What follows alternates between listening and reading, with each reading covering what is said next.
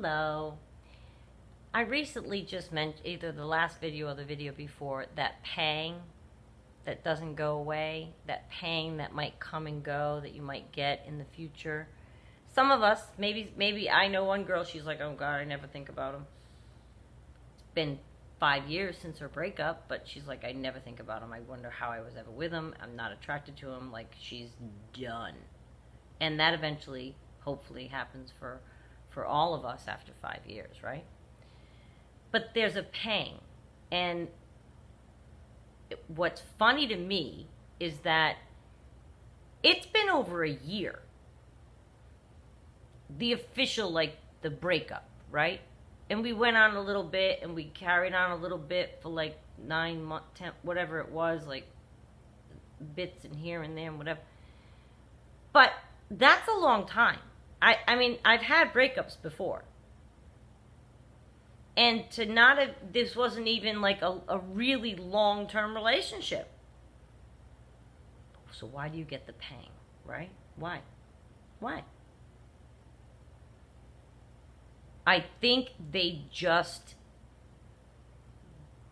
get in, don't they? They got inside. In. It is it's tough to wash them out as quickly as maybe you have with another breakup. Now, you might be a 30, 20-year married person, and you're like, I don't even remember breaking up with anybody else, so you're in a different boat. But those of us that have dated a narcissist, not married one, and then we had a breakup, we've had breakups, we're dating.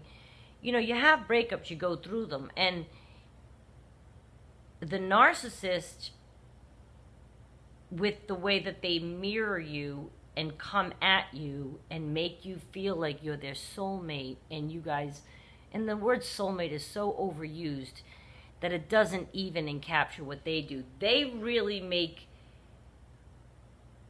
you and everyone around you think that you are like this. I had a friend once call it sticky rice. She's married now. She finally got married. She's very happy. But when we were hanging out, this is like 10 years ago, I guess. She says, you know what I want, Renee? She said, the kind of relationship I want, she said, sticky rice. Says everything. You cannot pull apart sticky rice. So she thought if she met her match, then they would be like sticky rice together. When you have that feeling given to you by a narcissist that you have found your sticky rice, it's intoxicating. And I think that when they're good at it, it can be tough to not have a pang once in a while, because you felt like sticky rice with someone for a while. And that's what we all want, right? That's the ultimate human condition. That's what we all want as the ultimate human condition. That's what they say. We want companionship. We're built that way. I'm not saying you can't have periods of being alone like I am, or periods of you wanting to be alone. That's not what I'm saying. You can have periods of, but the ultimate condition is people want to pair up with each other. So if somebody gave you a feeling of you found your pair up person that you have been searching for forever, that's going to stay with you. It's a really cruel, manipulative tactic that they do in the beginning to get you to feel that way. All that love bombing, all that language, the little acts of kindness, the big gestures, whatever yours did to you during that love bombing phase, that is for manipulation to make you feel like you found your sticky rice, and then they're going to pull it apart. They're going to blow it up. You can't pull apart sticky rice, but it's not real to them anyway. It's not really sticky rice. It's really like this. You can't get near a narcissist. No way. You can only get so far in. This is what it is. You can never be like this. I don't care what you think you see with your ex-narcissist with the new person. I don't know, they look pretty please. He's making her feel like his sticky rice right now. That's it. And that is something that they do, don't they? That's what they do.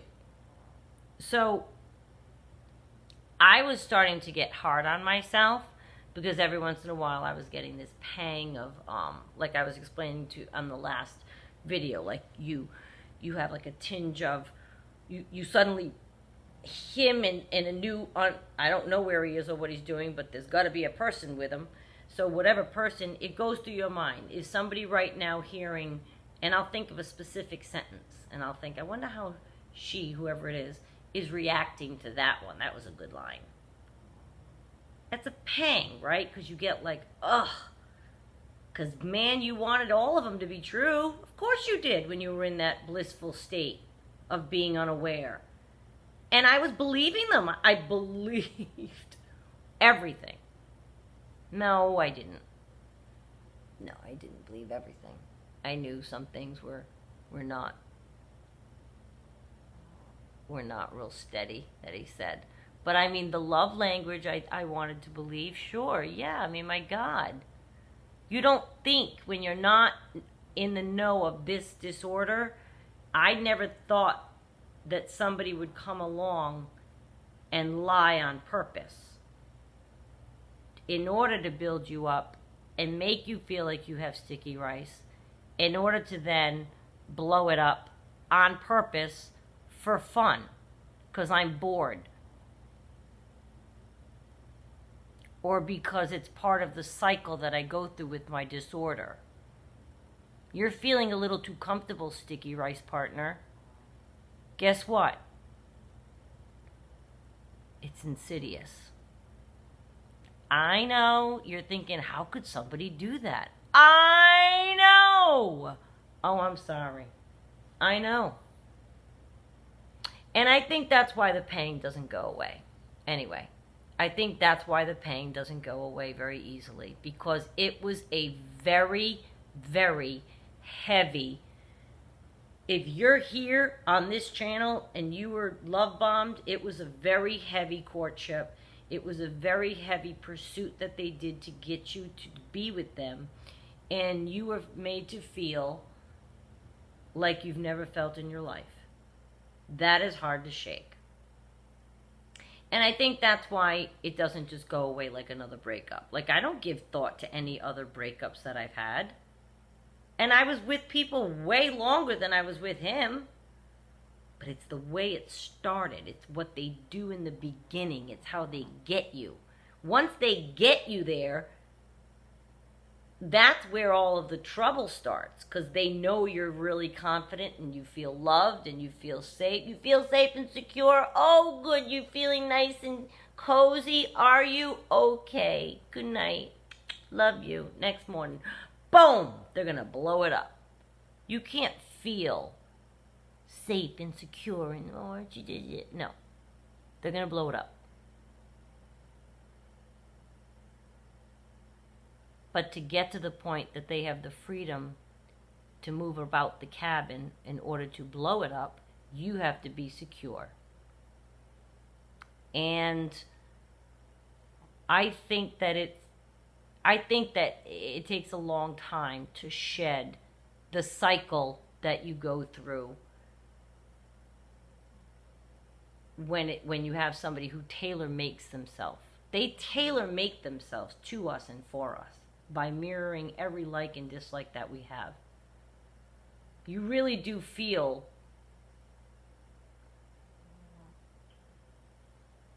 you're perfect together.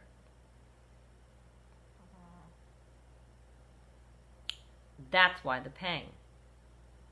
But we have to remember, and this is what always snaps me back, I don't stay in the pang. It sounds like I do because I'm making a video on it. I don't stay in it because I quickly remember it was all fantasy. None of it was real. It was fake. It was a smokescreen. It was to manipulate me. It was to get something out of me. It was to set me up to fall later. It was so that they, it's all a fantasy that they had, and they were playing it for a while, and then they're going to undo it. the cycle itself, I think, is what's astonishing to us.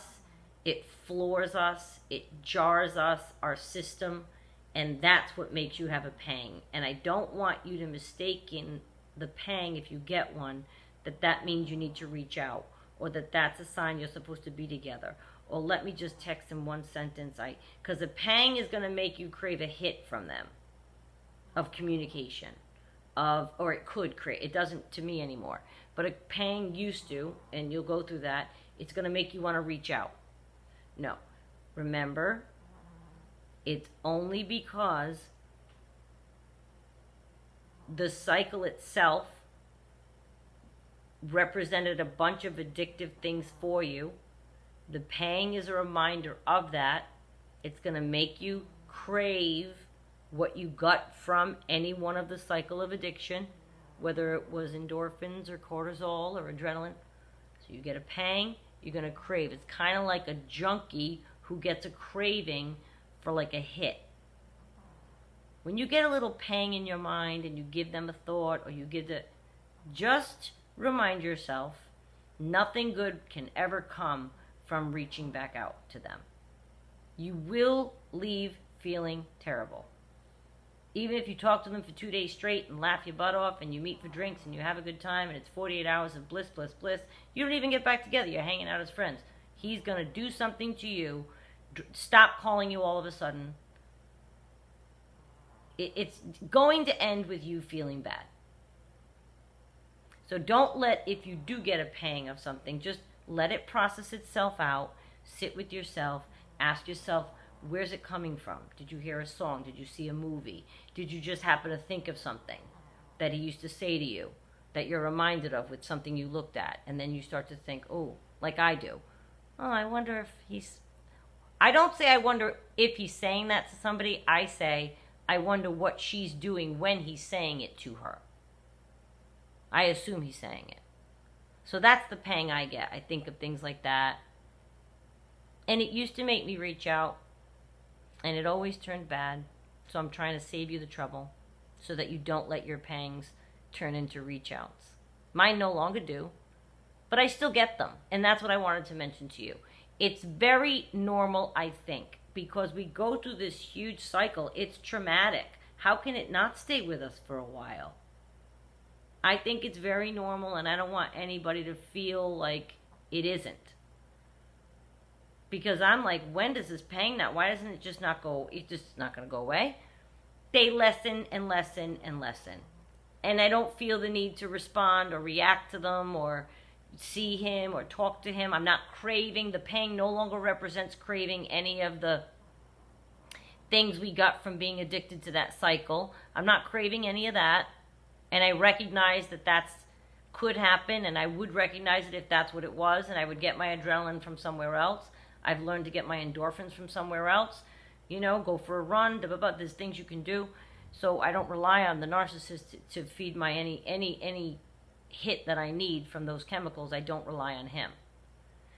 But if the pang happens, that could be something kind of urging you maybe to try to feed an old addiction. So process it, think about it, think it through, tell yourself and remind yourself that whatever it is that you're panging for, if that's even a thing, panging for, whatever you're thinking was not real. It ended in disaster. Someone else is about to go through it or going through it right now. And be glad that you're out of it. So have the pang. Deal with the pang. You got a pang. Okay, so we're panging. You process it. Play some music. Put on a comedy show. Snap you right out of it. You know, something that makes you laugh and not think about it. That could help too. But I just want to make sure that we all know that we're all in it together. That happens. I think that's totally normal.